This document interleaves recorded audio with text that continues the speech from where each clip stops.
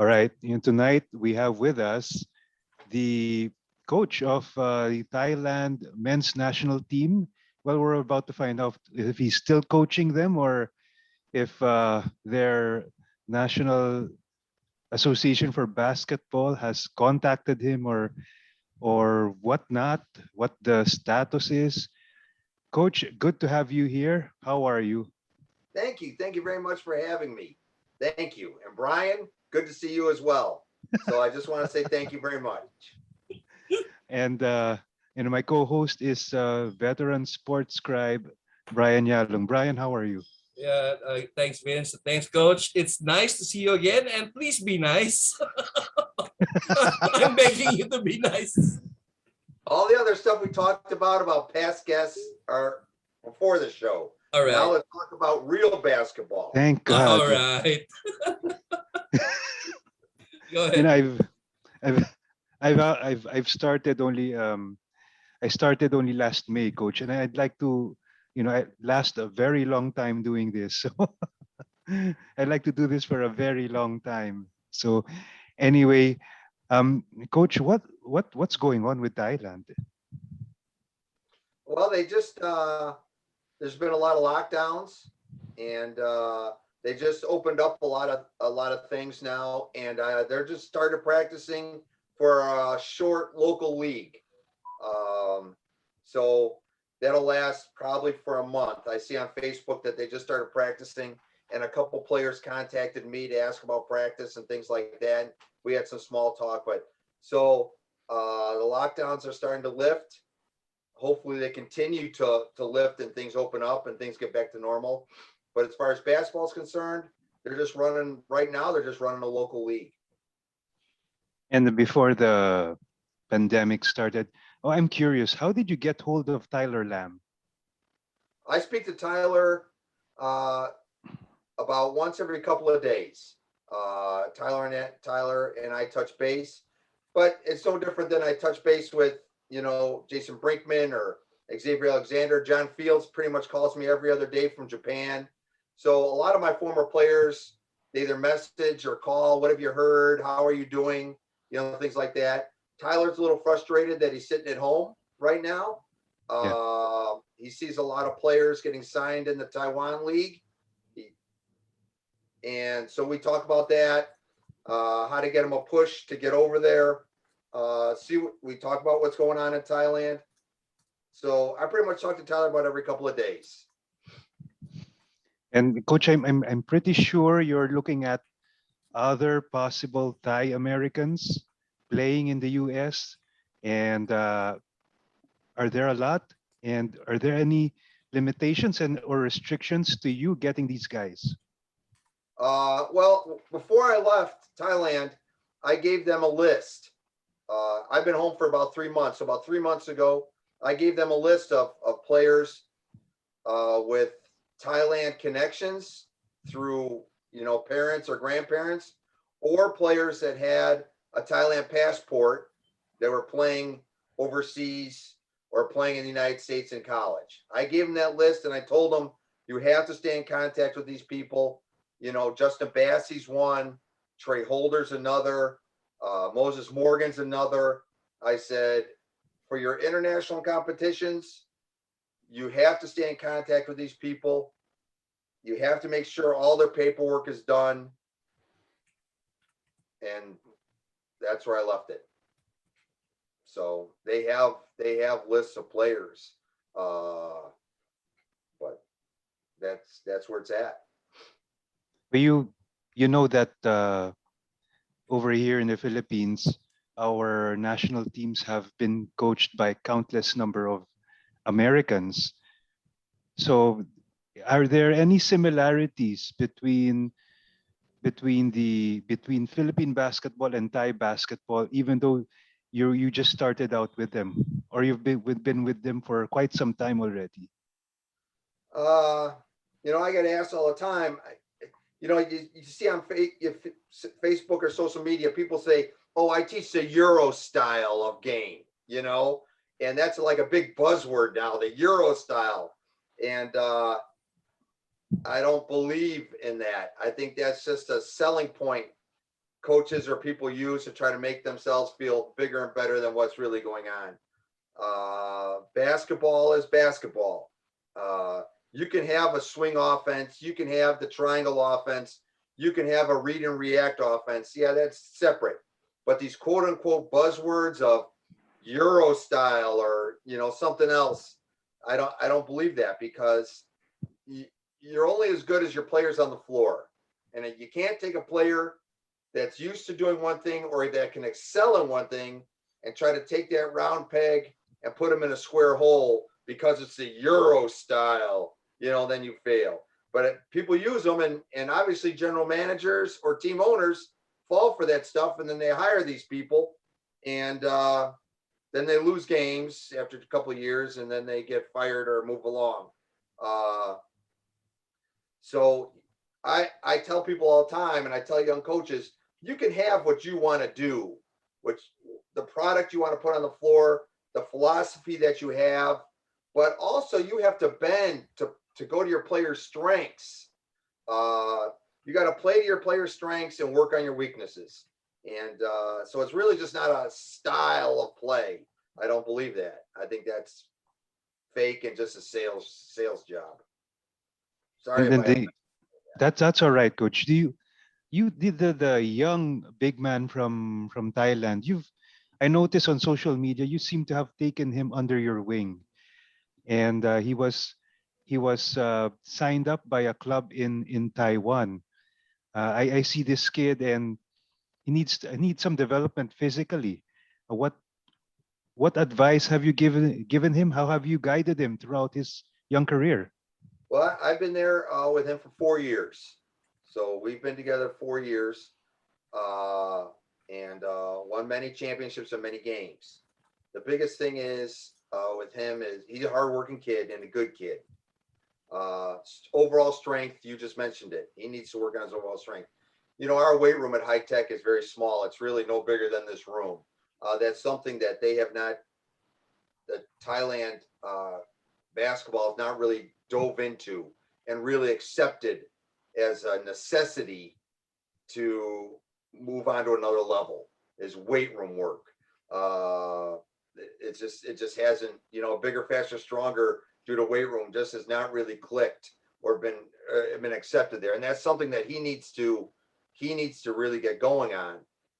Certainly the lockdowns have not helped, because if he was at a gym, you know, everything has been closed. So he hasn't, you know, then he's sitting at home doing push-ups and sit-ups and things like that. But when the lockdown ends, or even before the lockdown, you know, weight room is very, very, very important. And I have seen in my 4 years there, the country as a whole just has not accepted that yet. A lot of stretching, you know, a lot of box jumping, but not a real heavy duty weight room work. And that just hasn't evolved yet there. You've been around the game, coach, for a very long time. I want to ask you this: what's your best coaching job in your whole career? Oh, I don't know. You know, my days in the CBA, the Continental Basketball Association, before it became the G League, probably was my most happiest time, because I really loved it. I had a great owner, a great venue. I had a lot of hardworking players. I was there for 4 years before my owner died of cancer. I fielded a lot of calls from the NBA. I went to a lot of NBA stuff because there was a working relationship, much like the G League now. I think looking back upon my time, that was probably my happiest. You know, but you know, I've had each chapter throughout the years. Like when I was a college coach, you know, we had a team that never ever won. I got hired after 3 years. We went to the Final Four. So you would think, like, there's some coaches in college that never been to the Final Four. So they'd say, "Oh, that's a great achievement." Yeah, but when that chapter closed, I never, you know, I was hungry for another challenge. So then I went to the CBA, and I had great success there in Rockford. It was right up the road. I loved it there. And then when he died of cancer and the team folded, People say, "Oh, you're right there on the NBA cusp. You should have been so happy." Yeah, but that closed, and now it's on for another adventure. So in Thailand's another example. We won the silver in the SEA Games. People are like, "Oh, some countries never even get to the SEA Games silver," But for me, it's just like, okay, success here. Let's move on to another one. That's kind of where I stand. So that in a long-winded roundabout answer, that's where I'm at. All right, Brian.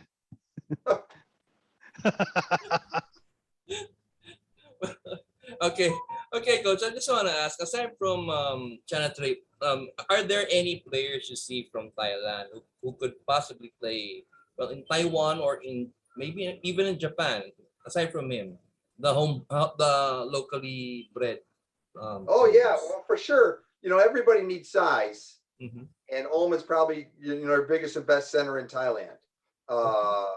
So that's an easy choice, and he did well, in the FIBA situations, and he won the silver, and he's still young, so that was an easy choice. But there's other players, depending on what the team needs in Taiwan.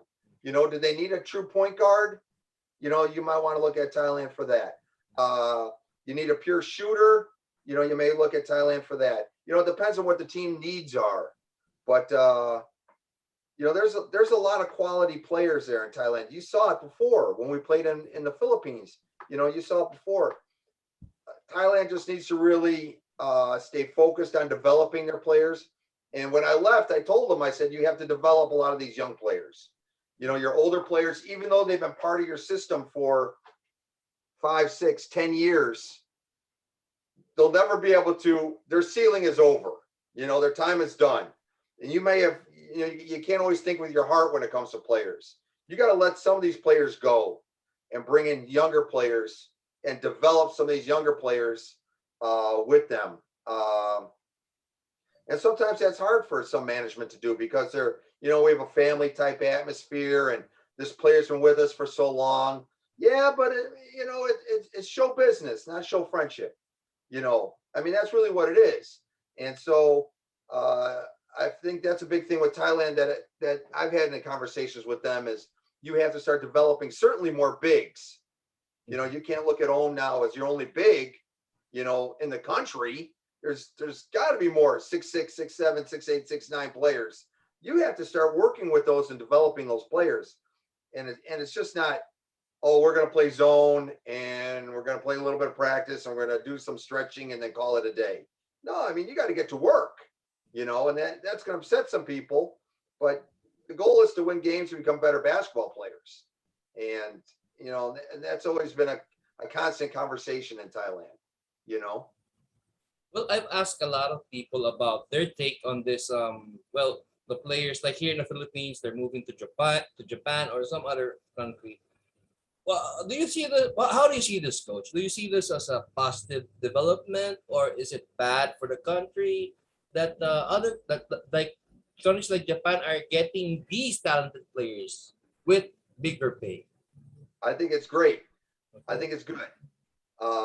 And the reason I think it's good is a couple reasons. One, you should never step in the way of letting a player go spread his wings and try new things.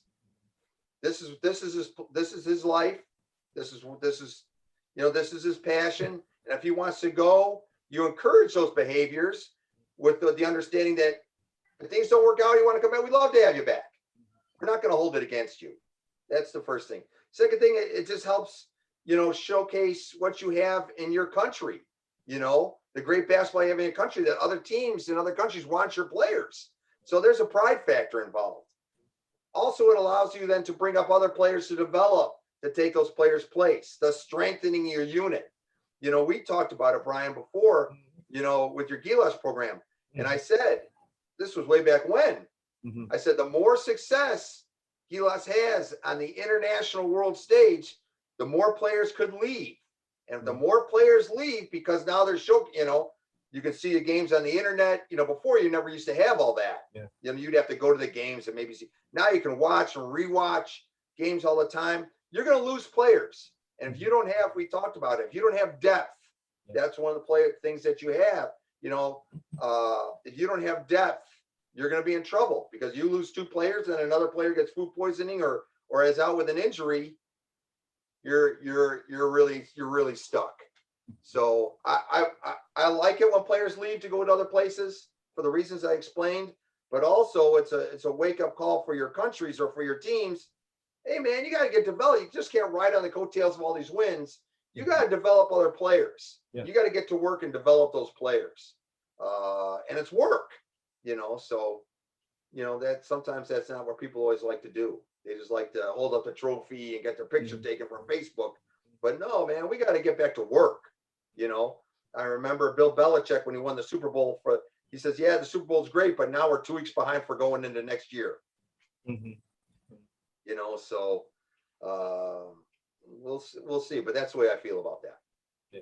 Well, if it's good for the players, how about the local leagues? I mean, I don't know if Thailand has pro leagues or amateur leagues there, tournaments. What does this say about the leagues that are affected? Well, right now, like in the Philippines, most cannot start because of the pandemic, obviously.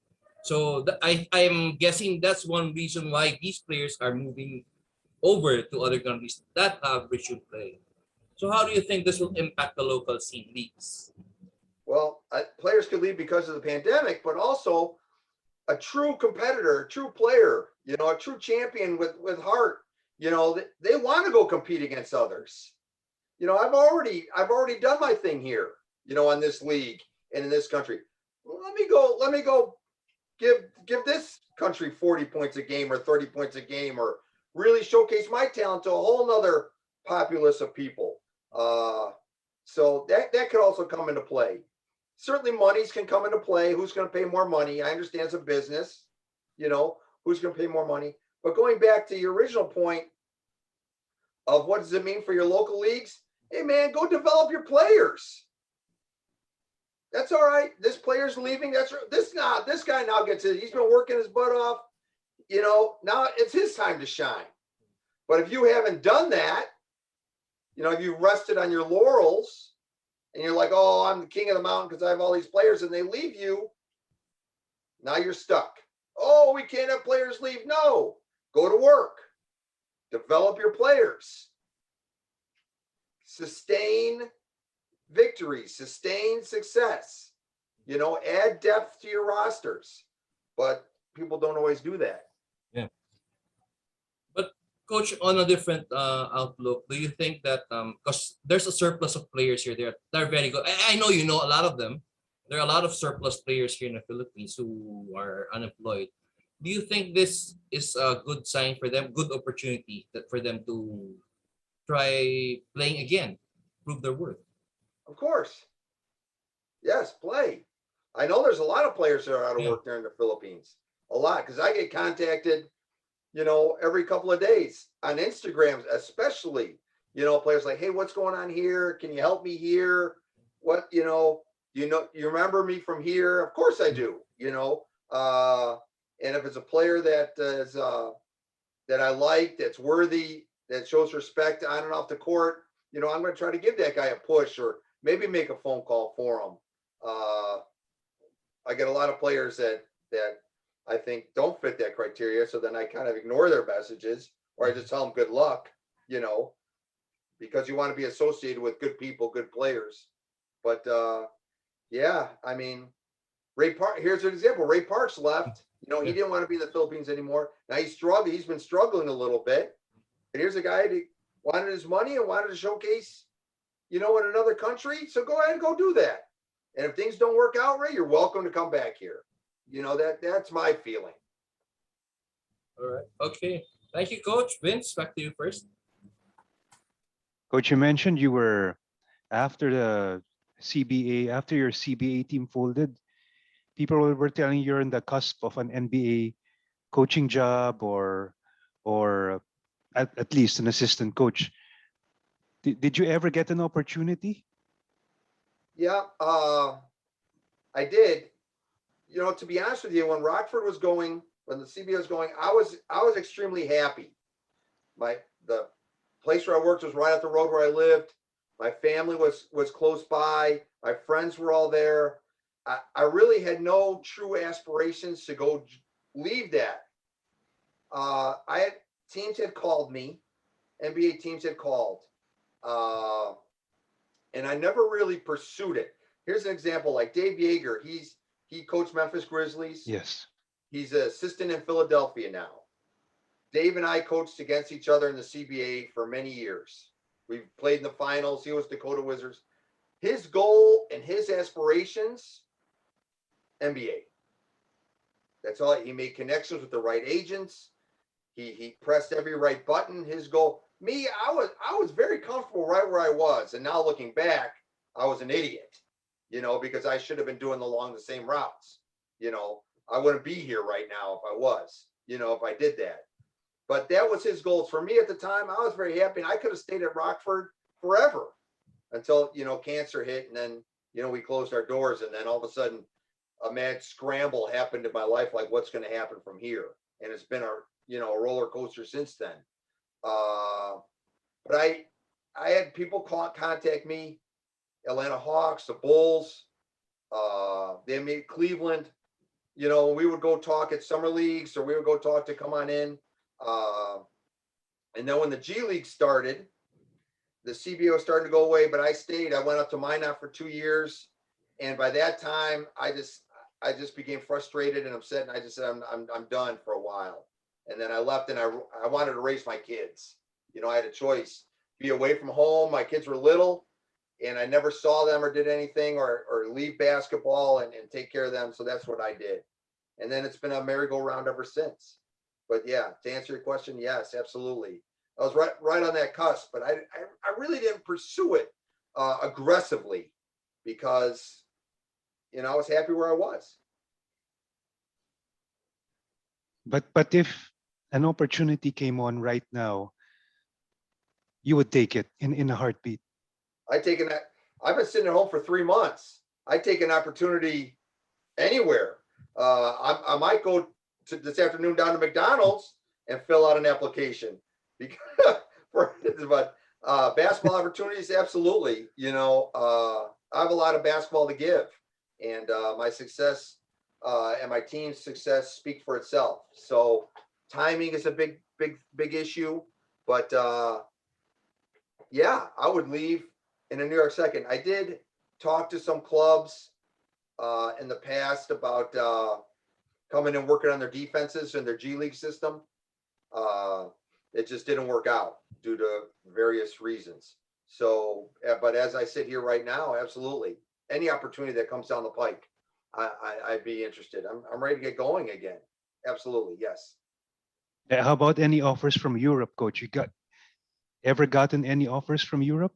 I haven't recently. Over my years, I had, but I haven't recently. Once you're in their region, Thailand's in their region, Philippines, they kind of consider you to be, that region's type coach. So it's hard to make that jump from that to, to a European. And just for a European, sometimes to make the jump on into the Asia market.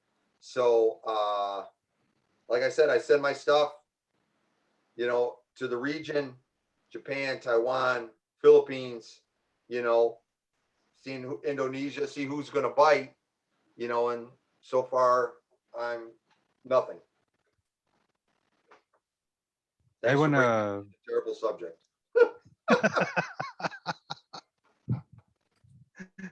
Thanks for bringing it in. Coach, I want to get your thoughts on, because you used to coach in the NCAA and D1. What are your thoughts on student athletes finally getting paid? You know, I understand, the big thing, but I listen, if behind the scenes, if you knew what goes on with players getting different grant money and different monies and things like that, I don't believe the stories that are portrayed by people who don't know the ins and outs of it, that guys don't have enough food to eat and they're going from room to room to go find food. That really is not the case. There's food everywhere, catered to the best of everything. Nobody is for want.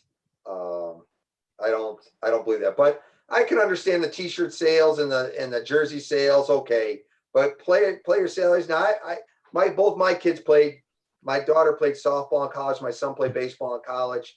But I had to work my butt off to make sure they got all their things taken care of, you know. But if you got a scholarship to go to the University of Michigan to go play basketball, trust me, there's nothing in your life that you have a want or need for. Everything is taken care of. So if players want to gain a salary, I don't necessarily believe that there's a need for that. And There's a lot that goes on yeah, behind the scenes that people get taken care of.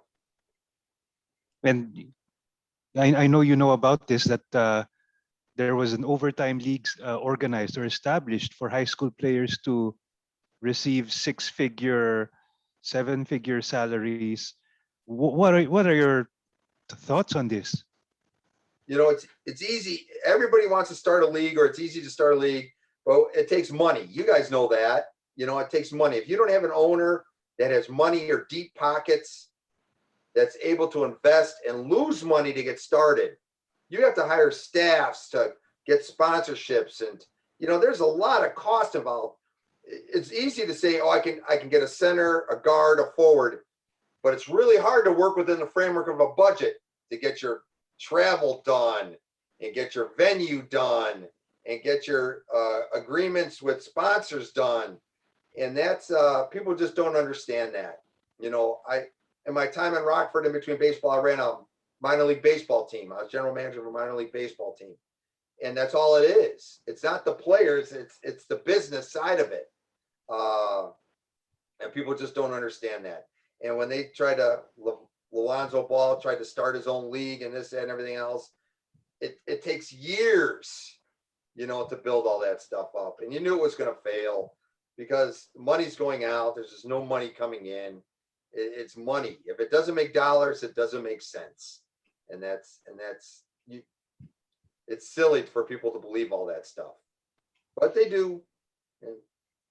And if you say it's bad, you're a bad guy, you know, you get shouted down, and you know, people don't believe you. And then at the end, it takes a year or 2 years, and then they say, oh, you were right, or they don't agree, you know. So yeah, those things don't take. It takes money. It takes money. It takes money.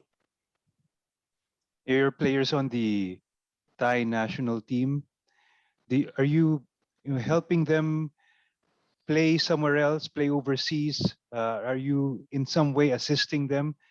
For your guys who want to play overseas, who are willing to do that?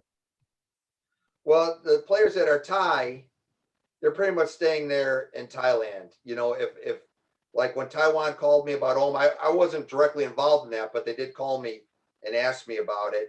I've had a lot of people, a lot of Taiwan teams call me and ask about him because he's a big body. And then I gave him my recommendation.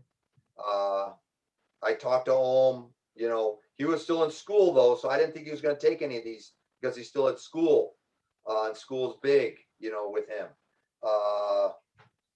But the other players, if another team called me, I gladly give them a recommendation or my thoughts on that player.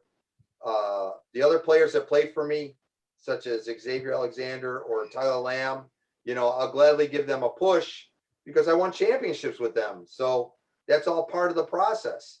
If it's a player that played for me that was a complete idiot, no, I'm not pushing that player because I'm not putting my name on the line for a guy that was a clown.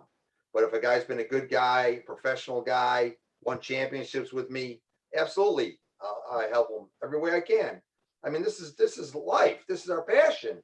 You know, it's players, it's practice, it's games, it's behind the scenes, it's everything. And you know, you spend 30 years of your life doing it.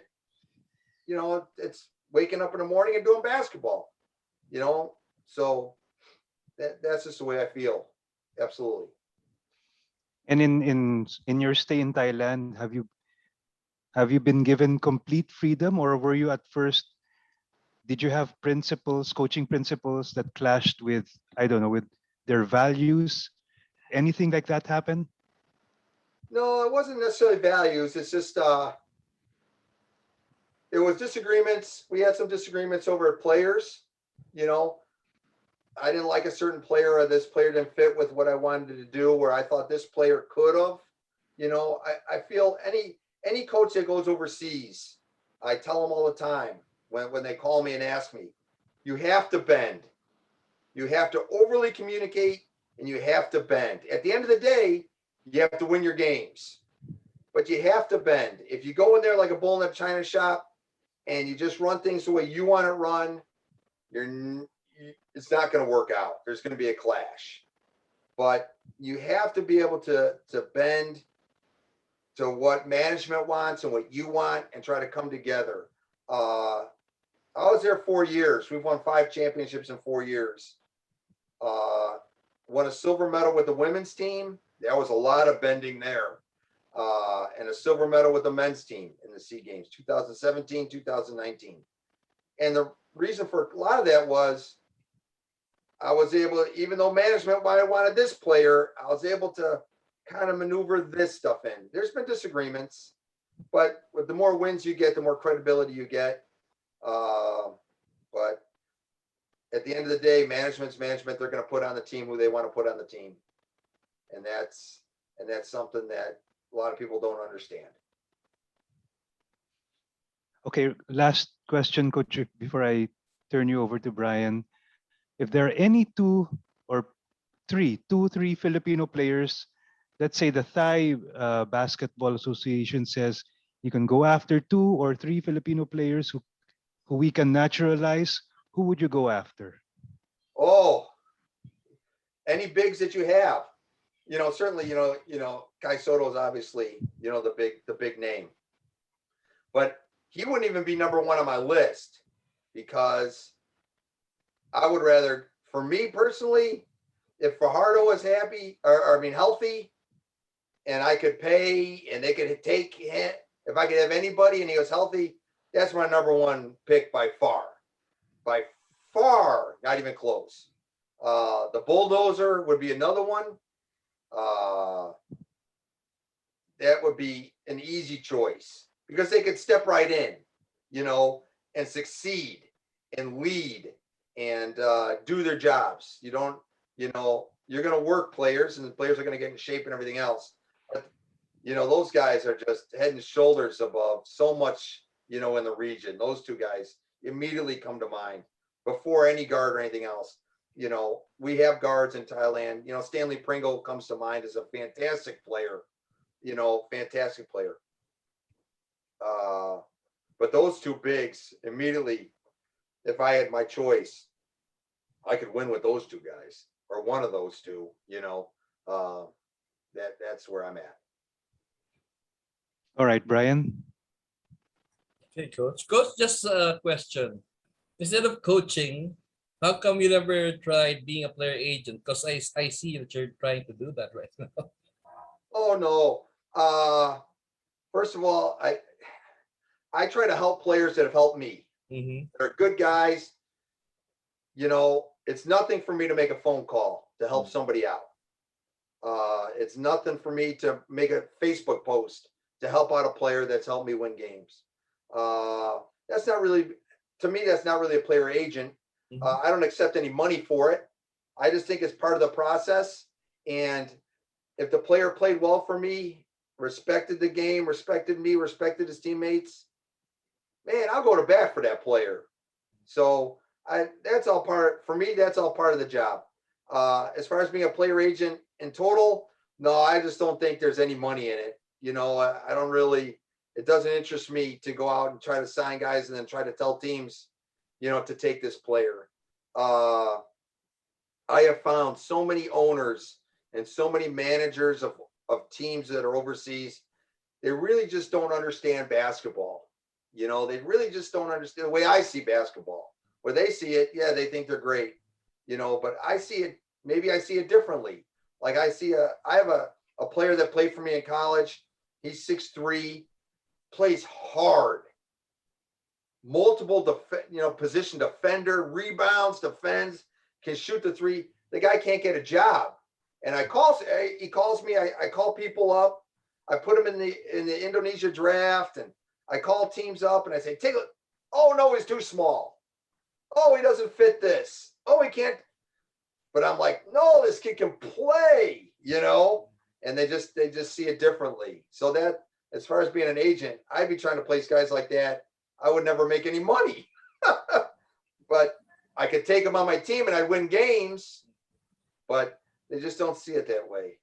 They just don't see it. So I don't think everybody has to be cookie cutter or certain heights, certain weights, certain skill levels in order to be successful. Because what I need you to do is different than what this coach needs you to do. So I'm only worried about what I need to do to win games.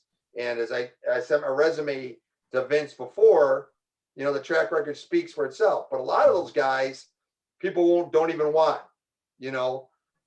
But for me, oh yeah, I'll take them all day long, and I'll win trophies all day long. Okay, let me jump into your favorite team. What do you think of the Chicago Bulls this year?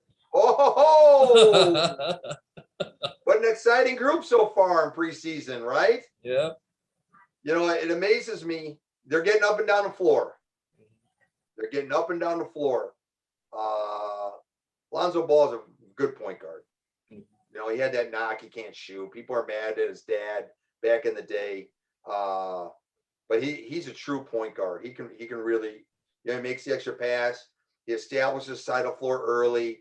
He pushes the ball up. He does a very nice job. Certainly, Zach LaVine has come into his own. I think the Olympic situation really helped grow his game of understanding a role and role acceptance. DeMar DeRozan, there's no need for anything else but his name. It surprises me. I've watched 2 games thus far that teams, and maybe this will happen come regular season, teams have to control the tempo against the Bulls. If you try to get into a track meet with that club, if you try to, you know, long shots, long rebounds against that club, you're going to have problems because they get going. You know, they get up and down the floor. So you really have to have good tempo, good ball control in order to play the Bulls. If you get in a track meet with them, you're in trouble. So do you see anything missing from these new groups of players? Yeah, they need a legitimate big, you know, like, because the team's going to come through, you know, they're a guy from Miami. He's a pick and pop center. He's a good player, fantastic player. You know, the European guy, I can't mention his name off the top of my head, but fantastic player. But if you get a real low post presence down there where a team's going to dump it down, they're going to need somebody on that bench that's really going to have to control that for a period of time throughout the game. And this is, I'm talking about playoff time, you know, not during the regular season, but come playoff time. If they come across a team for matchup situations and they dump it down there, they're going to need somebody that's going to help down there. If they don't, everybody's just a bunch of thoroughbreds getting up and down. Sky's the limit for them. But if you get somebody that's going to be able to dump it and control that paint, then that's where there's a weakness, I think. I think the European player you're referring to is Nikola Vucevic. Yeah. See, your pronouncement is better than mine. I would have butchered it. But he's a fantastic player, though. I mean, good player, double guy, real good player. But I just think you need a little bit more. Like I said, if you come across he's a great drag player, pick and pop player, spread the floor player. But if you got somebody that's going down there in the post and doing some beastie work down there, you know, going to work, he's going to need some help. And I think that's another piece of the puzzle that might have to be addressed by them. So how far do you see? I mean, on paper, how far do you see? Do you think they have what it takes to reach the playoffs this season? Yes. Playoffs, yes. Advancement beyond that, I don't know. We're going to have to see what happens to your other clubs, but playoffs, yes. Isn't it something all these years during the Gar Form and John Paxson time, they've done nothing. Mm-hmm. And now here they've made they made a regime change, coaching change. Now look at all the changes that are going on and successes on the floor. Isn't that crazy, right? Mm-hmm.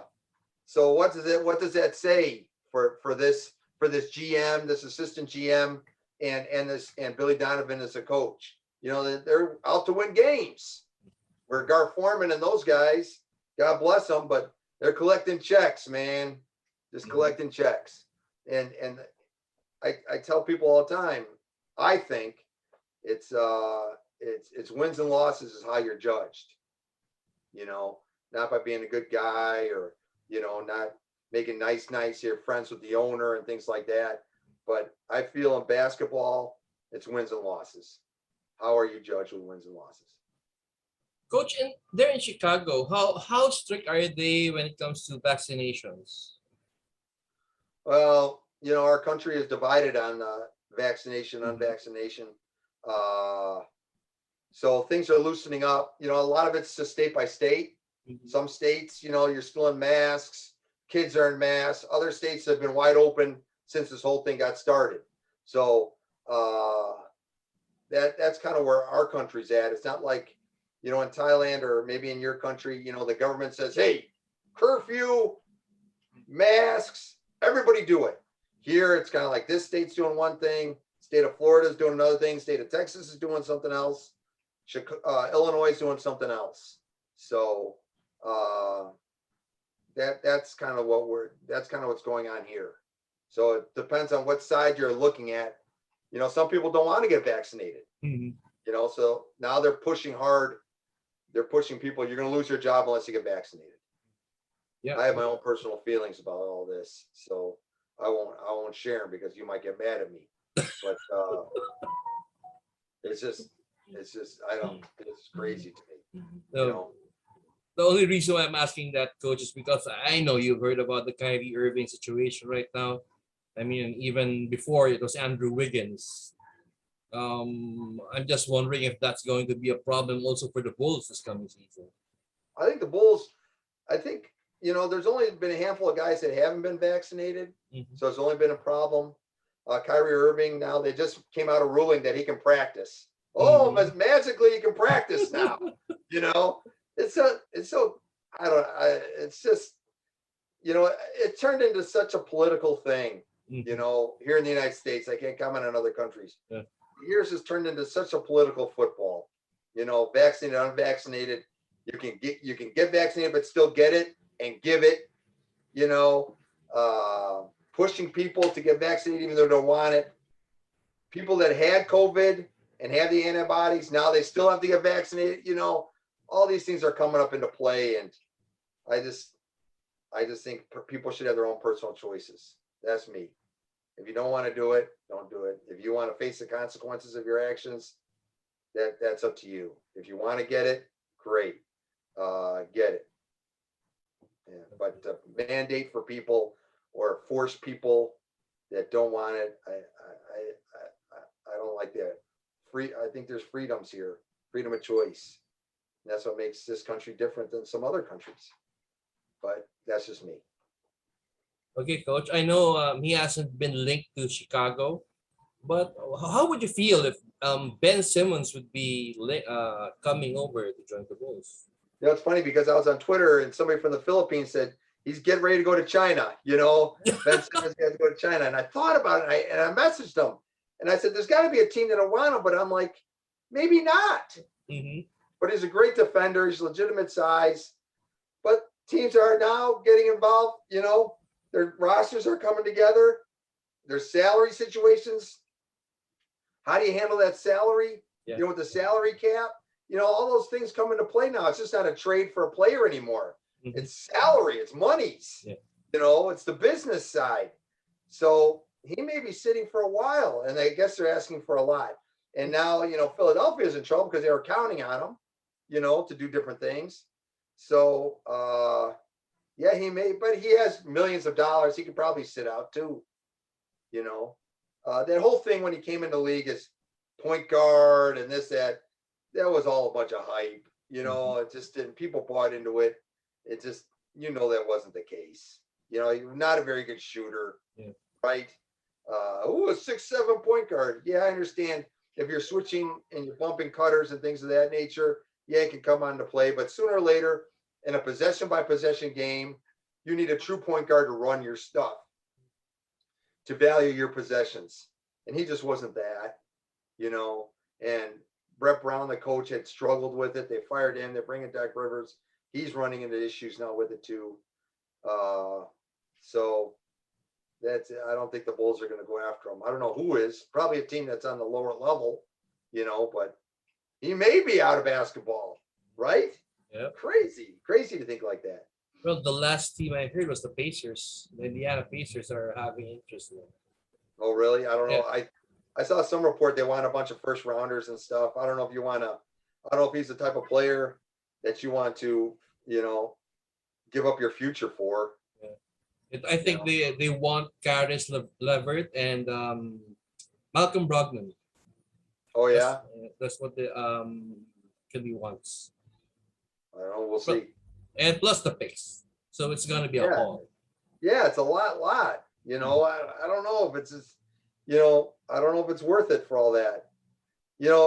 It's it really comes down to a lot of it with the salary structure and salary caps.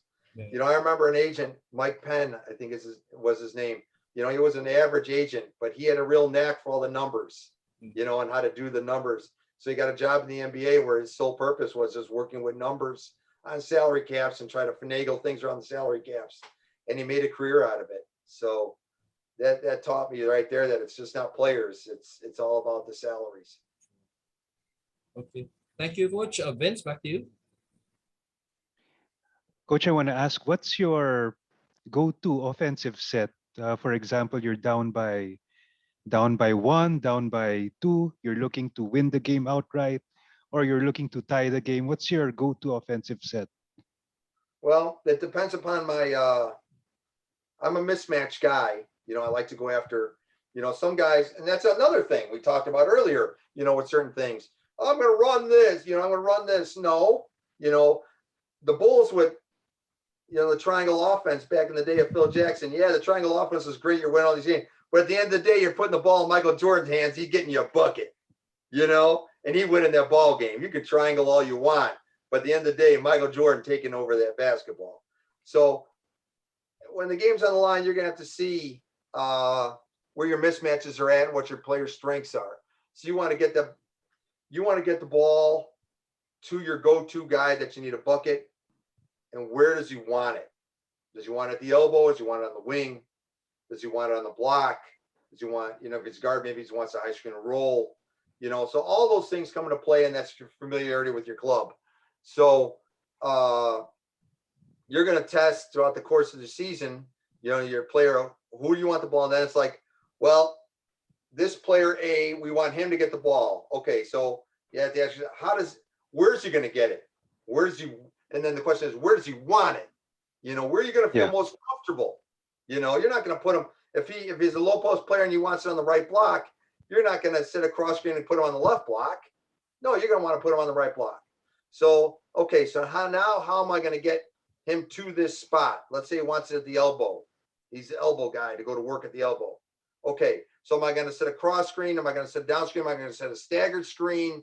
If they switch out on all those, are we going to go a big to big screen? So if they do switch, then he's got a big on him that he can take off the dribble. So all those things come into play, but it just comes with repetition with your team. Are you in the bonus? That's another thing. If you're not in the bonus, you're going to get a quick foul, and then you're going to show that play, and they're going to foul you because they got a foul to give. And now you got to redo it all over again with something else. So that comes into play. If you're in the bonus, depending on the score, hey, we're in the bonus, you want to get fouled, or we need a three. So how are we going to run the three? How are we going to run our three? Then what's your option if they switch on this? Because everybody switches, when it comes down to situations like that. So how are we going to run this player off this? And then what's your secondary movement, for all that? So all those things come into play. But the main thing to answer your question is, who do I want to have the ball in his hands? Where does he want it? Then how do I get him to that spot? Those are your questions that you have to ask yourself. But it's really not a certain play per se. Yeah. That's it. All right, Coach, back to the league. The Kevin Love situation. He doesn't want a backup role, okay, but it's either that or a buyout, which he doesn't want as well. If you were his agent or at one of his advisors, what would you tell him? What would you advise him? Role definition and role acceptance. Accept your role. but you got to figure these guys are making millions and millions and millions of dollars. I mean, it's just crazy. I mean, for us guys down here, we can't even Yeah. fathom the amount of money that's there. But I'm a big fan of, smile, smile, smile, then get them later. You know, when we get a chance to leave, we're going to leave, or when we get a chance to get them back, we'll get them back. But accept your role, be a good soldier, help your team. Don't get a bad rap out of this. Those are hard to get off you. It's like a stain. You just can't get rid of that stuff. And then I'm going to work if I'm your agent, I'm going to work your butt off to get you in a better situation that's more agreeable. But for the time being, just be a good soldier and we'll get through this. That's my advice. Before COVID, Coach, what were the immediate goals for Thailand and what were the long-term goals? Well, immediate goals, it's just to win your leagues, for me anyway, win your leagues, and I'm sure management feel the same. I wanted to, I was the national team coach, and my goal was to get back to the gold medal game. So in the back of my mind, I had to work with players I thought were going to be on the national team and develop them even more to become better basketball players to get back to that gold medal game. I personally wanted some younger players to come to get more involved, to get developed for the future. But I'm a big believer in play to your strengths and work on your weaknesses. And I'm a big believer in having other players push players above them to become better because they want their spots, competition for jobs. So those are my goals, management goals. I'm sure we're along the same lines, I guess. Yeah, I haven't spoken, we haven't really talked since the day I've been home for about 3 months. So I really don't know. But that's not uncommon there in Thailand. We don't have much communication until something happens. It's not like they pick up the phone and say, hey, what's going on? It's never, ever been like that in 4 years. But in the meantime, as we talked about before, my contract, I had a contract when COVID hit. They bought out that contract. So now I'm contract free. So I just can't sit around and wait. SEA Games, I just talked to somebody in Vietnam. They're thinking end of May, early June. Yeah. Well, heck, that's 6 months. I don't want to sit around for 6 months. So if I can find, as I told you before, Vince, if somebody calls me, I'll go. If Thailand calls me, I'll go. Right now, I'm sitting here and I want to get back on the basketball court, and I want to. Winning championships and winning games is addicting. That's what I love to do, and that's what I want to get going again. I don't want to sit here anymore. Okay, let me throw you a hypothetical question, Coach. Okay. So, for example, time management gives you the resources to get a naturalized import, or maybe a 7-footer who's a shot blocker. You get that guy, and then let's say you play the Gilas team for the gold in the SEA Games. This Gilas team right now, how would you prepare for them? Well, they're a talented group. They play together. They have good chemistry, and they got a lot of confidence. But to be honest with you, when we do game film, and I've done this my whole entire life, I'm more worried about what my team does, the mistakes that we have to clean up, our defensive rotations and defensive transition. If we do the things that we're supposed to do, we can play with anybody. That's just not Thailand. That's just teams that I'm with,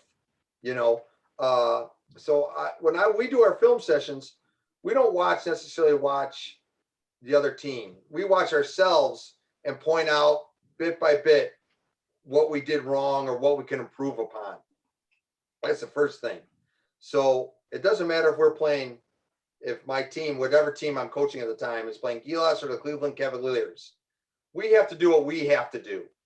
And if your team is good in defensive transition, right, we're stopping easy buckets. If we're good in defensive transition, and if we're good on our inverting pick and roll defense, and we're containing our man, teams are going to have a hard time to score. Doesn't matter who it is, but we all have to be on the same page for that. So that's the way I've been approaching basketball for me for the last 30 years, is we have to do what we have to do. Now, granted, we do see film on the other team, but just to see some basic sets of kind of what they do, you know, I remember back when I was an assistant in the CBA, and the coach would take 30 to 40 minutes and write down all these player tendencies of the opposing team. Right shoulder, left shoulder, he goes here, he does this. And I've looked around and look at the player, they could care less. You know, they weren't interested in any of that stuff. And when I was in college recently, the coach that I was working for, he did the same thing. And I'm thinking to myself, I always thought, like, they don't care. We're sideline baseline. Doesn't matter if the offensive player is strong hand or weak hand, we're pushing them this way. Well, wait a second, this weak hand is this way. No, we're doing it this way. And we're going to rotate this way.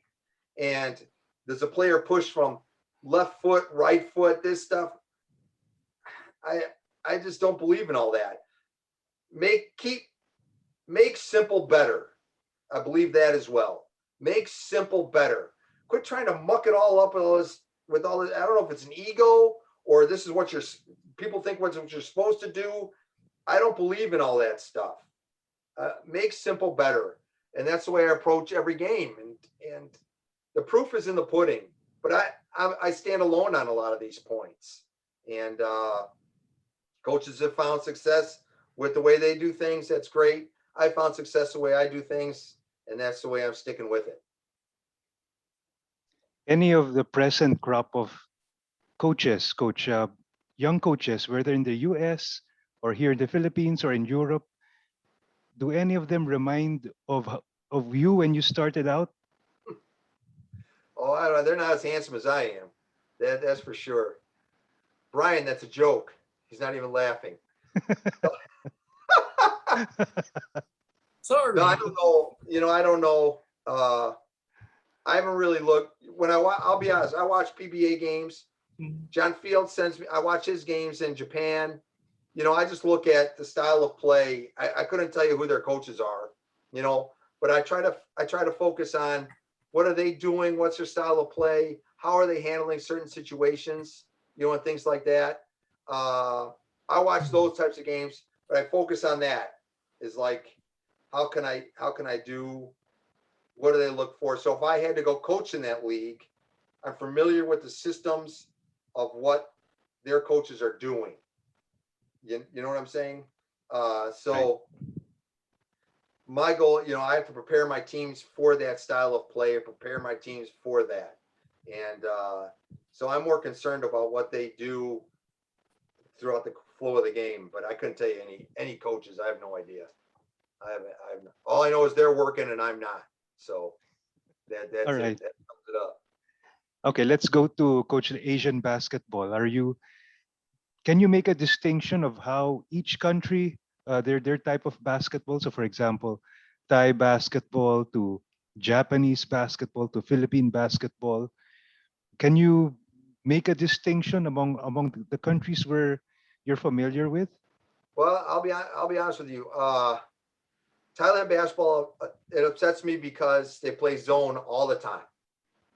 We're just play zone. 1-2-2 zone, 2-3 zone, let's play zone, blah, blah, blah. No. And that would be a constant battle, you know, constant discussions, not a battle, but constant discussions with them. Like, stop playing, tell your younger people in your kids' camps to stop playing zone and to learn to defend somebody. You know, that's my biggest contention there. And I know, you know, in their local leagues, they're going to be playing zone again. So we've gotten to a certain point, and now it's going to go back. You know, it's just like, you know, with the FIBA rankings, we moved up to 99, the highest ever in Thailand. You know, now it's back to 102, 106. You know, it just drops back. And then I watched John Fields' games, and I talked to John Fields in Japan, and they're really getting up and down the floor. Quick, fast. John's running the floor well. Not a lot of drag screening, but they're really getting up and on the floor. Korea, a lot of quick shots. a lot of quick shots in their games. Really, one dribble pass, shot, threes. When we played Korea, that actually helped to our advantage. We played them, not this last time, but the time before in Korea, we lost by 7. Thailand lost by 7. But a big part of that was they had no tempo of the game. They were just and they had a cold shooting night. Long shots, long rebounds. We were able to get up and down the floor really, really, really well. We were up at the half, but they didn't change their style of play. But Korea was like that. Philippines, people say all the time on Facebook or on the media posts, too much isolation basketball. We need this, we need that. No, I'm not necessarily in agreement with that. If you have a good isolation basketball player, you're going to let that player go and get your buckets. I think sometimes the games I see on the PBA, your weak side help is bad at times with some clubs that could be cleaned up. I see that. I see some great shooting. I see some good quickness. But I do think some of the nuances of some of just the defensive rotations should be cleaned up on some of those clubs. I'm not saying who or what, but just the games that I've seen. It's just been too many uncontested layups. A guy gets a quick screen and he's uncontested for layups with no secondary rotation from that. And some of those things need to be cleaned up or should be cleaned up for good pure basketball. All right. Back to you, Brian. I'm interested in what the coach just said about the PBA. Is there anybody now you're impressed among the new breed? About who I'm impressed with, what teams? With any other player right now who really impressed you aside from Junmar or whoever? Oh, that Kobe Paris is a fantastic player. Kobe? Really? Kobe Paris? Yeah, I think he's a real good player. You sure? CJ, Brian. Probably CJ Perez Yeah.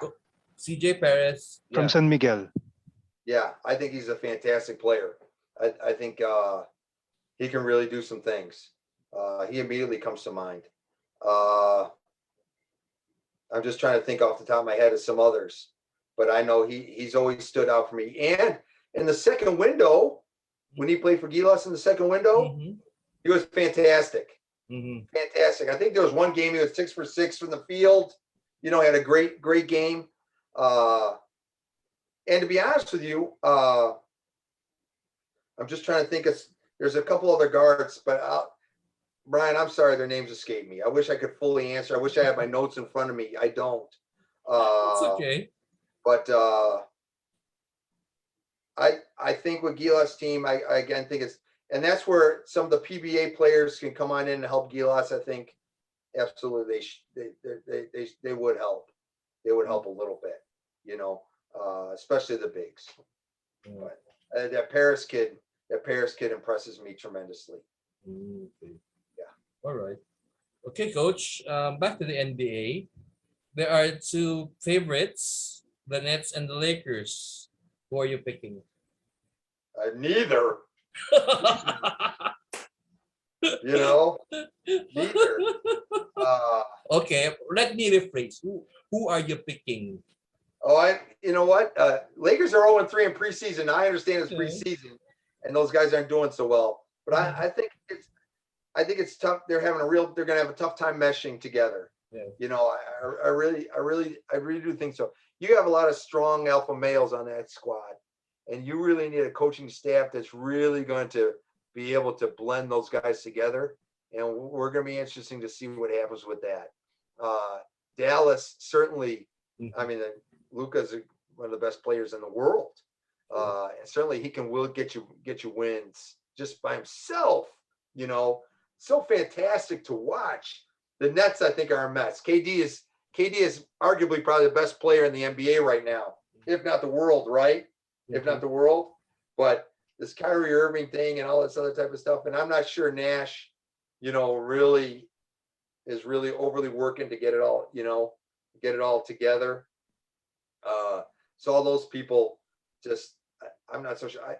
Denver Nuggets, I think, play such good defense. Pacers, I think, they just don't have enough.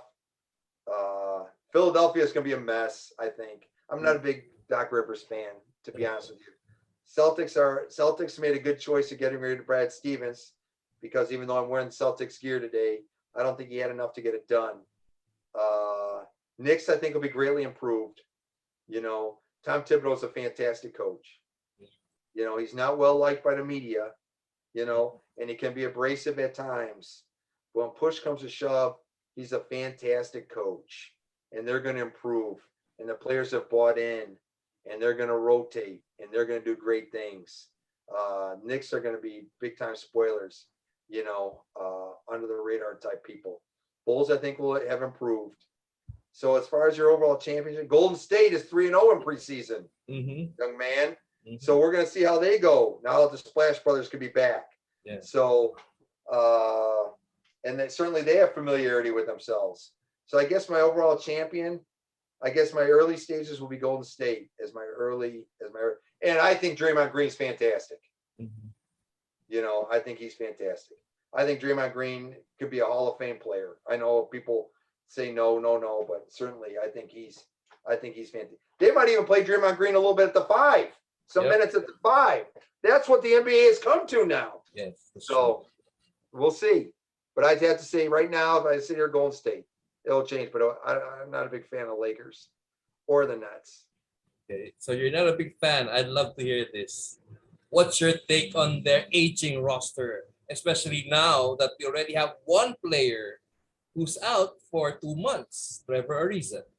Yeah. Is this You know what, though? something we're gonna see?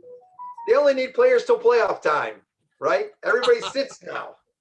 I posted on my Facebook page an article by John Stockton, who from Utah Jazz, who was mad about all these players taking time off.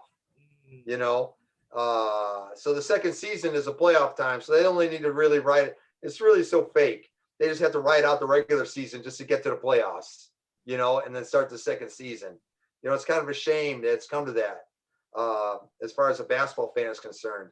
But really, I think the NBA is reaping this negativity. You know, the bubble was bad basketball, and fan viewership was down. I think viewership was down last year, except for the finals, where Giannis was fantastic. And I think people tuned in because of that. So we're going to be interested to see. I may have to go Milwaukee Bucks now too, because they have so many great role players that fit around their superstar. You know, they have a superstar that's humble, hardworking, you know, but they surrounded him with players that fit well with him, you know, and fulfill your roles. So I might have to say my secondary choice would be the Bucks as well, I think.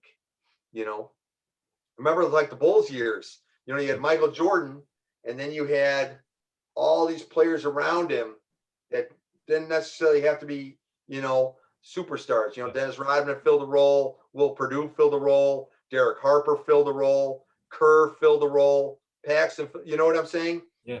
That's kind of the same way it is with the Bucks, I think. Oh, thanks, Coach Vince.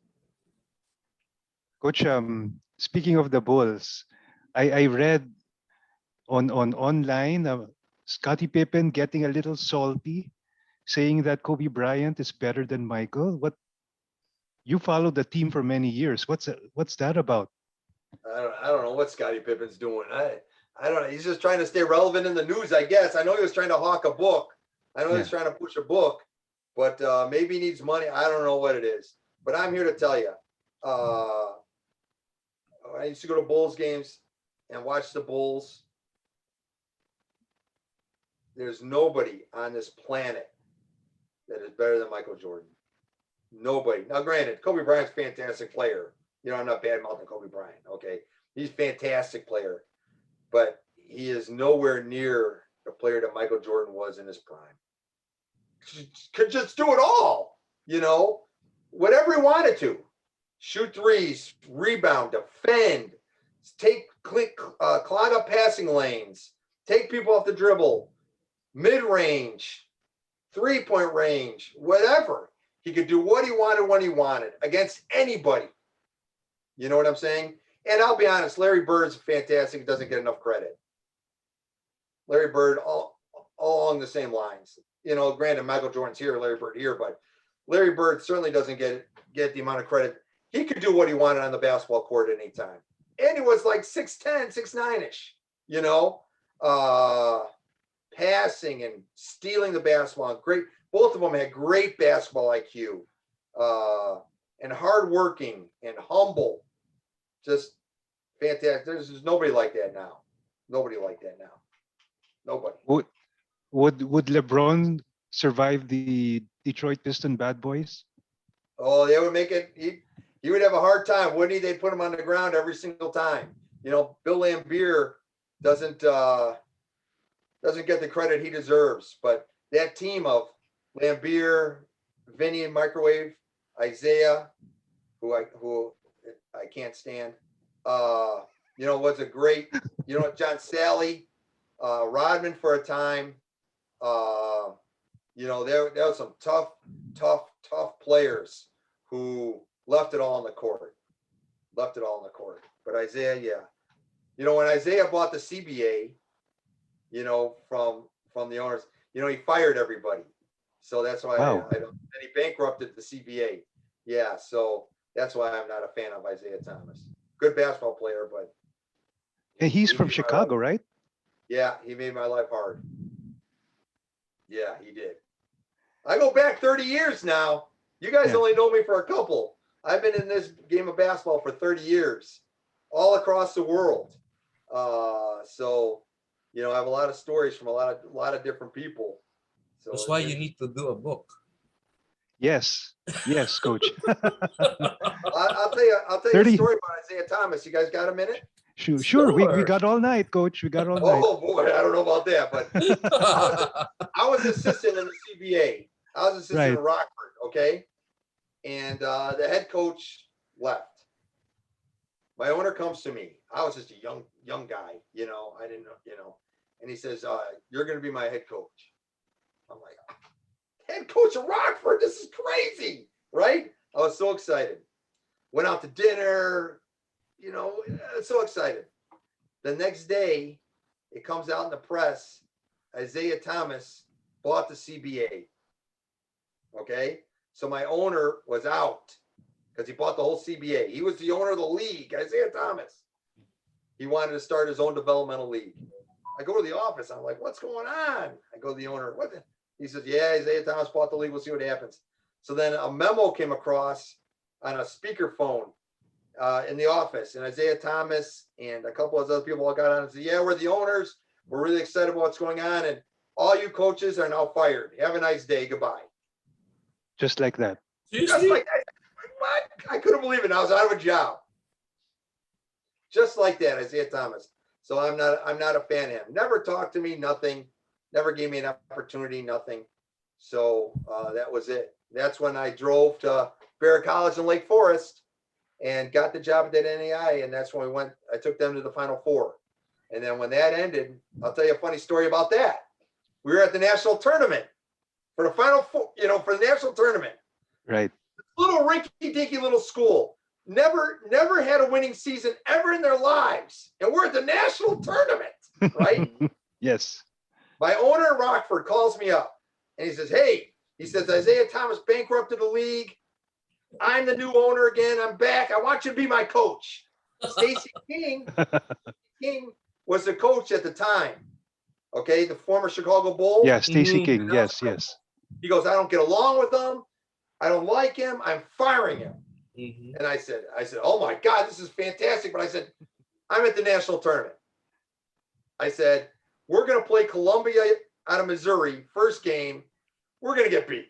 I mean, we're a rinky-dinky little school. Forget it. I said, I'll call you after this game. We'll make arrangements. I'm coming up. He says, great. Click. We beat Columbia. Mhm. First game. Call the owner. I said, we beat Columbia. I can't believe it. I said, can't wait for another day. I said, we have Union out of Tennessee. They're the number 2 team in the country. I said, we're going down. I said, get my stuff ready, get the contract ready. I'm coming up there. We played Union, beat them in overtime. I'm like, oh my God, I can't believe this. I call Good problem, coach. I know, I called my owner and I said, hey, we just beat Union, number 2 team in the country, my rinky dinky little team. He says, oh my God, what happens next? I said, we play a team out of California. We're gonna lose this game for sure. This big time program out of California. He's like, oh man, he says, I don't want Stacey King here, but we're getting into playoff time.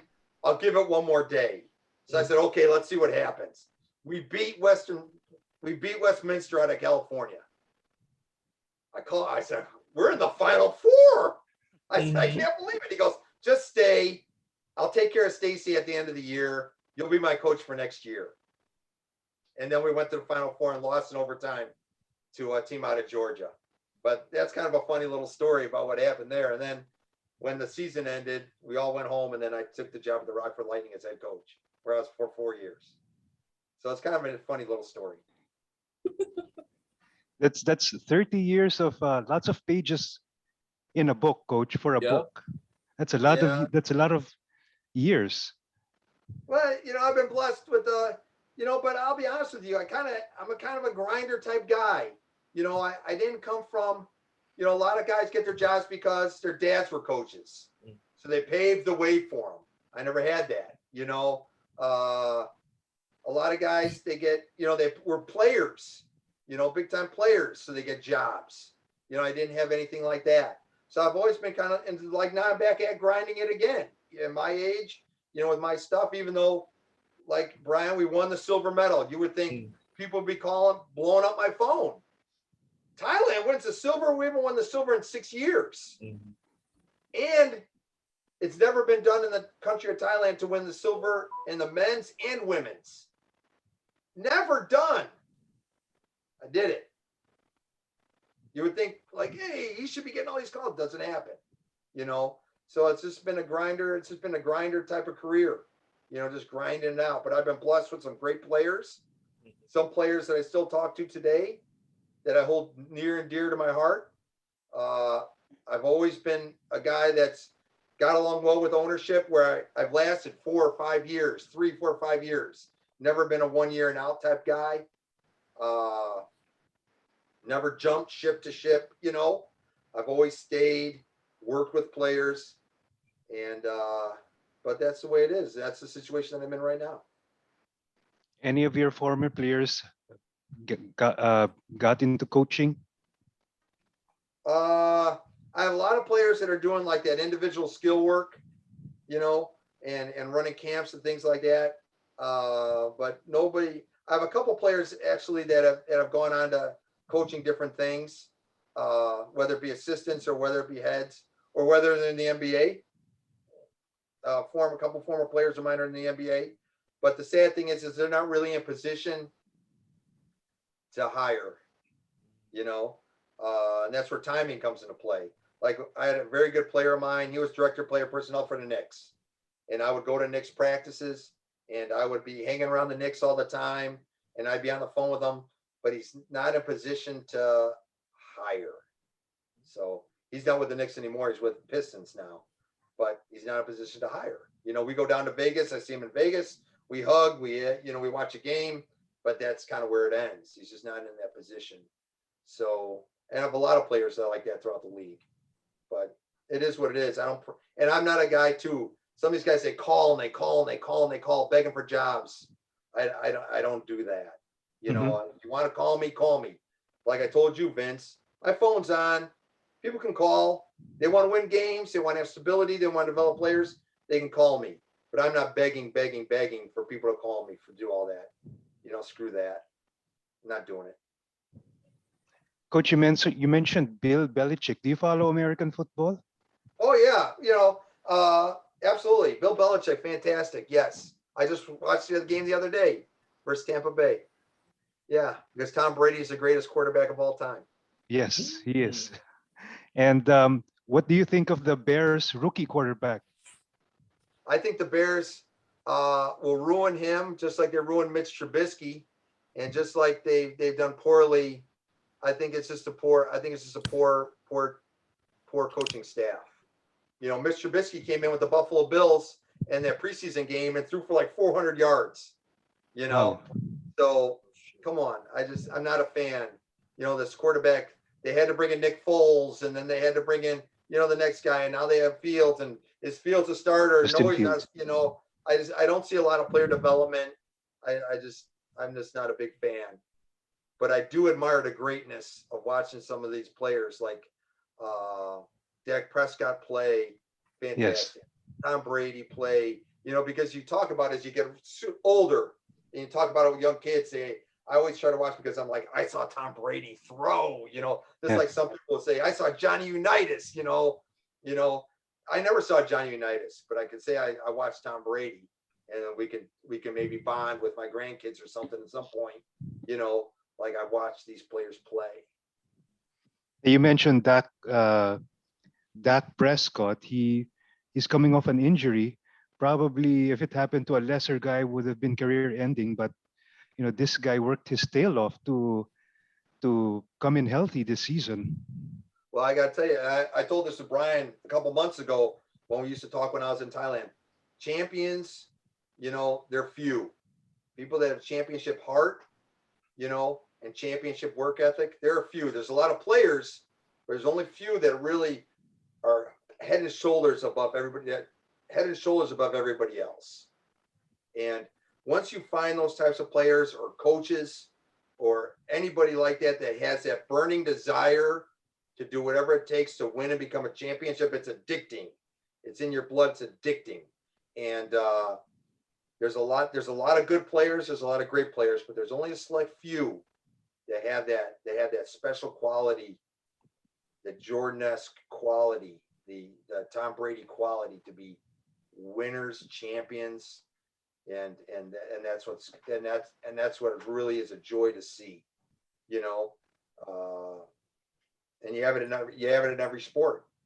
So that for me, I really enjoy that, and I'm jealous of that. I'm envious of that because those players have it, and there's a lot of people that don't. Who do you like this year? Oh, for the NFL? Yes. You know what? I can't believe it. They're on ESPN. They're ripping on Baker Mayfield. I can't believe it. The guy's 3-1 with Cleveland, Yeah. and they're ripping on him. I'm like, so phony. ESPN is so phony. They're just arguing just to argue to take up airtime. So Yeah. phony. You know what I'm saying?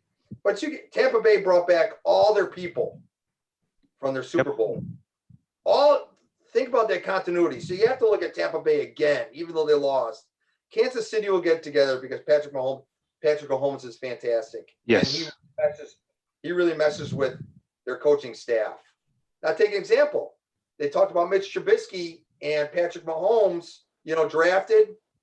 But if I swear you can never tell, but if you put Mahomes on this Bears staff, he'd be a bum. But if you put Trubisky, with the Kansas City staff, he might have had some success. I firmly believe that. But you have to look at your odds-on favorites as being Tampa Bay again. I mean, they got the greatest player in the history of the world, Tom Brady. Fantastic. All right, Coach, we have a few minutes left. My last question for you is, like you said earlier, been around the game for 30 years. Are you still learning? Oh, yes, very much so. Absolutely. It's always an open book. You cannot go into anything thinking that you know everything. I love to go to people's practices and watch and see. I love to watch other games to see what they do. I love to talk to players and even coaches to see what they think about things and how they do things. Absolutely. You have to constantly be open-minded and get knowledge poured into your cup of a head. You know what I'm saying? You can always do stuff better. You can always learn more things. There's always more tricks to the trade. Absolutely. Absolutely. You have to constantly be understanding that you don't know everything. And if you think you do, somebody's going to knock you down in the dirt. So you have to stay ahead of those people. You have to be hungry for that knowledge. Always. You have to be accessible to those people. You can't just sit around and you can't. Absolutely wrong. All right, Coach. Your final words, if there's anything you want to promote for our viewers. I just want to say thank you. No, there's nothing to promote. I just want to say thank you that you actually gave me a call to say come on in and spend some time with you, spend some time with Brian, and spend some time with the people that are listening. For me, that's fantastic. So I just want to say thank you for that. It means a lot that people actually call or send you a message, say, hey, we'd like to talk to you. Holy mackerel, great, let's talk.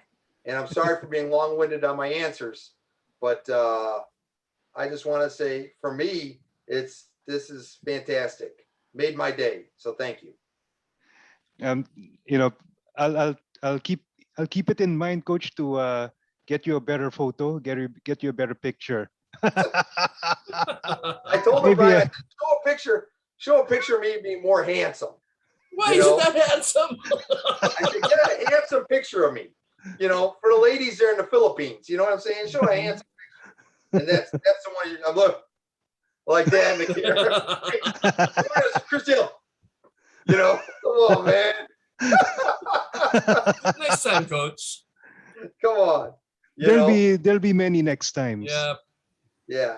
Or at least holding a trophy so they say the guy's a winner, you know, instead. You know, come on.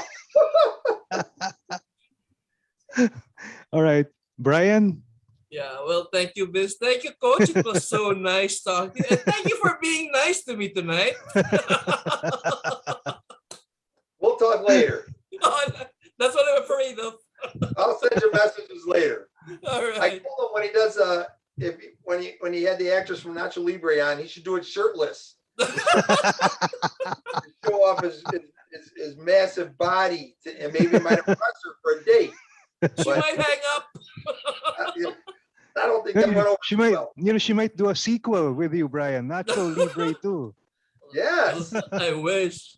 Well, that's happening on October 15th. I'll keep you guys posted. A Nacho Libre 2, quote unquote, a love story. Coach, you might be surprised. One of these days, she becomes a co-host. Oh, Oh. Oh, let's have a part 2 then. Oh yeah. I'll bring the toast. Remember, she had to eat toast with Yep. Jack Black. Yeah, that's funny. Good stuff. Yeah. Well, I'll keep you guys posted. Thank you. Thank All you, right. Coach.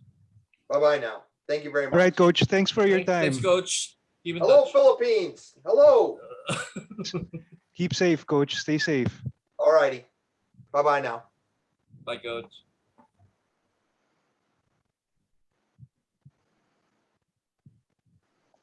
All right.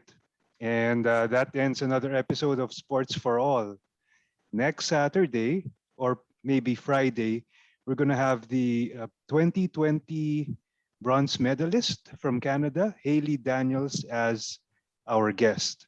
And it's going to be as equally interesting, if not more interesting, than past episodes, or nothing as interesting as this episode with Coach Chris Daleo. So long, everybody.